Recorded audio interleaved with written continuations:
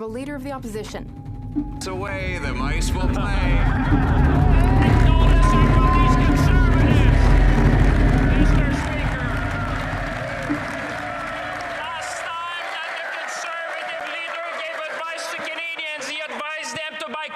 Mr. Speaker, the last piece of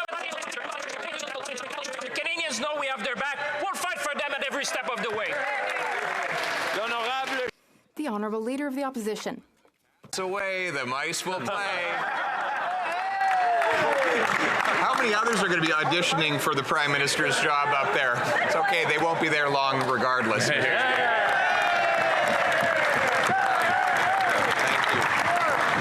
In the meantime, we've got a forthcoming crisis this government helped create. Their inflationary deficits mean that the cost of living is rising faster here than in the United States. Inflation is up 43% in 2 months, and this after the finance minister said it was gone. Why won't they get rid of their inflationary deficits and taxes so Canadians can eat, heat, and house themselves? The Honourable Minister for Public Services, the Treasury Board. Actually has a plan to support Canadians. Whether it's 11 million Canadians with the grocery rebate, whether it is 4.2 million Canadians with the workers' benefit, Mr. Speaker, or whether it is 6 million Canadians with indexing old age security, Mr. Speaker, unlike the Conservatives, our government actually has a plan, and every step of the way, we will focus on Canadians and what they need during this economic time. Thank you, Mr. Speaker. Leader of the Opposition. Well, judging by the applause level, it looks like the fellow from Shawinigan has a bit of a lead in the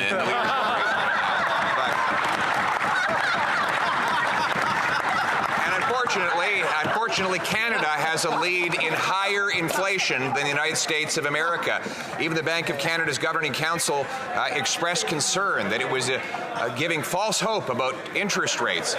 The recent inflation report that came out shows that the bank may again have to raise rates on the Canadian people who are the most indebted in all of the G7.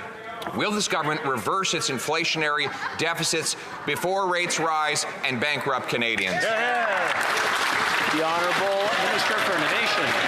Speaker, I may give the Leader of the Opposition a hate for making jokes, but when it comes to the economy, it's something different, and Canadians know that, Mr. Speaker. What the Conservatives should look at is what we did today, Mr. Speaker. We talked and we introduced a bill that will make a difference in the lives of Canadians. That's what Canadians expect, Mr. Speaker. They don't expect that we make fun in this chamber. They expect us to work for Canadians. Today we introduced a bill that will make a difference in the lives of Canadians.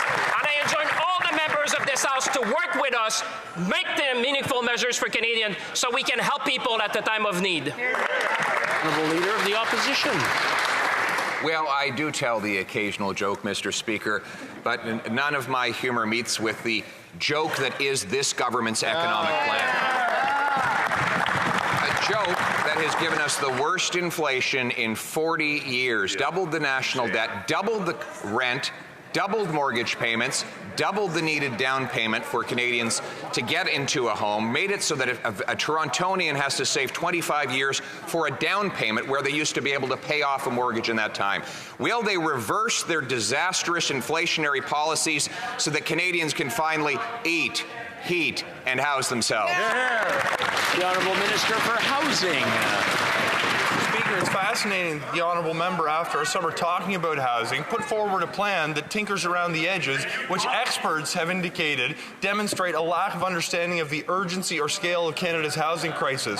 For example, we have advanced a measure that will get rid of GST on apartment construction. He's now made a commitment to put it back on for middle-class homes. Mr. Speaker, he has made a commitment to cut the program that is now changing the way that cities build homes in London, in Calgary, and will impact many cities across the country. We will advance policies that make a difference, not just hang something in the window and be a pretender like him. The Honourable Leader of the Opposition. How many others are going to be auditioning for the Prime Minister's job up there? It's okay, they won't be there long regardless.